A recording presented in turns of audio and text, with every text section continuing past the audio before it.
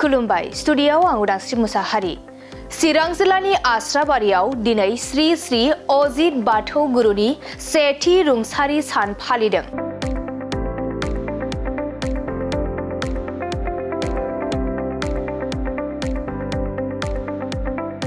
अजित बाथौ धोरोमनि श्री श्री अजित बाथौ गुरुआ थांनाय 2024 इं मायथाइनि मार्च दाननि 5 अक्ट'खालि मोनाबिलिनि 7 रिंगायाव रुंसारि जादोंमोन।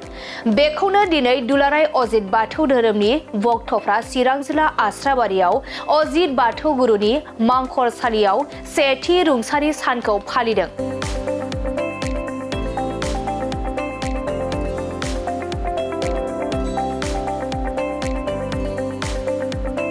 बे हाबाफारियावनो मिरु दुलाराय अजित बाथौ धोरोमनि आफादगिरि कमल नार्जारी, मिरु दुलाराय अजित बाथौ धोरोमनि फोसावदिं आफादगिरि पुरान्जय बसुमतारी, रावगिरि फुकन दैमारी, बानजायगिरि खुदि बसुमतारी, प्रसारक टेक्रे बसुमतारीजों लोगोसे गोबां दैदेनगिरिफोरनि नुजाथिनायाव बे हाबाफारिया मेहेरगोनाङै जाफुङो।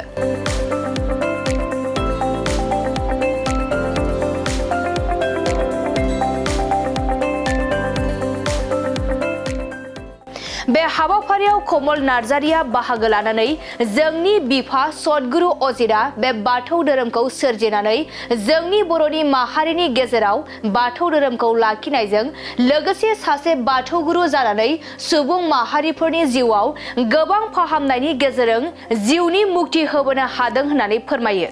बे समाव आङो गिबियाव नोंथां मिडियामनिसिम आङो अजित बाथौ धोरोमनि जानानै गिबियाव साबायखर बावहरबाय।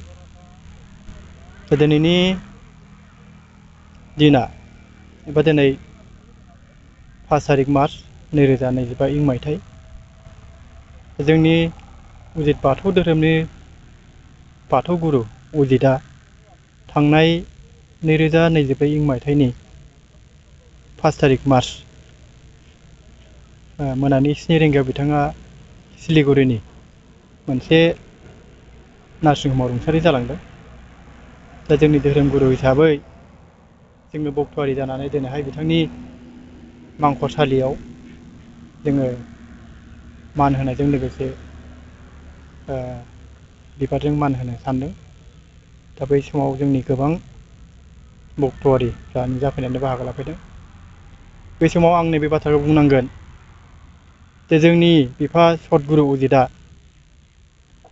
बे बाथौ धोरोमखौ सोरजिनानै जोंनि बर' माहारिनि गेजेराव बाथौ धोरोमखौ लाखिनाय लोगोसे सासे बाथौ गुरु जानानै सुबुं माहारिफोरनि जिउआव गोबां मानि फाहामथाय होनायजों लोगोसे जिउनि मुक्ति बिथाङा होबोनो हादों। दा बेनि थाखाय जों बिथांखौ जेब्लाबो बावनो हाया। जों बक्तआरि जानानै बिथांनि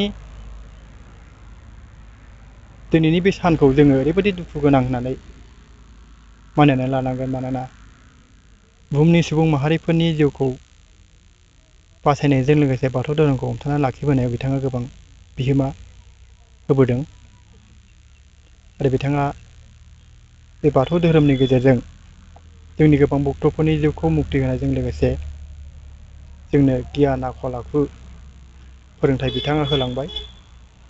दा जों आसा खालामो बिथां सतगुरु अजितआ, जोंनि बिफा सतगुरु बाथौ गुरु अजितआ गोथां समाव जोंखौ जेरैबायदि बोसोनथि होलांनानै जोंनि गेजेराव अनलायनाय, मोजां मोनलायनाय आरो न'खर गोजोन सान्थिनि थाखाय जोंनो माखासे नेम निथि दानानै होलांबाय।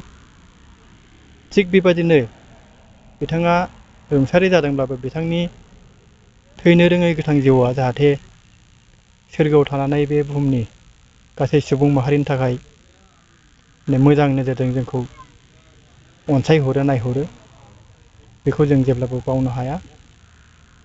बेनिखायनो जोङो दिनैहाय सेथि बोसोर फालिथाय हिसाबै बिथांनि मांखरसालियाव जोंनि गोबां भक्तआरिफ्रा फैनानै बिथांखौ मान होनायजों लोगोसे बिबारजों जोङो बावफैदों।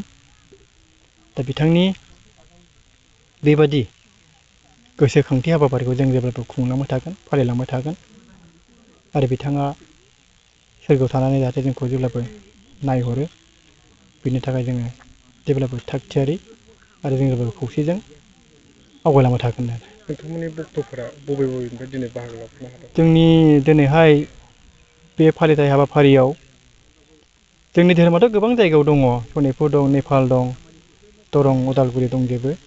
अब्लाबो बिथांमोनहा फैनो हायैलाय जोङो खालिल' क'क्राझार आरो चिरां जिल्लानिफ्राय फैनानै बाहागो लाफैनाय जादों आरो। बिथांमोनाबो सनितपुरनिफ्रायबो दंफैयो आरो। बिथांमोना गावसिनि जायगायावबो फालिदों नामा फैनो हायैफ्रा? जोङो बेखौ सनितपुर जिल्लायावबो फालिदों। ओमफ्राय जोङो माखासे डिसिसनफोरखौ उननि बेलायाव बे थैनायनि रुंसारि सान फालिनायखौ जों मा सिस्टेम खालामनो हायो बेखौ जोङो सानलायफिननो सानदों। दा अब्लाबो देग्लायनि बे सेथि बोसोर हिसाबै जोङो खालिबोल' बे गावनि बिथांनि मांखरसालियाव बेखौ फालिजेननाय जाबाय। बे सेथि बोसोर जों बेखौ उनाव सावरायबावनाय जागोन आरोखि बेखिनि।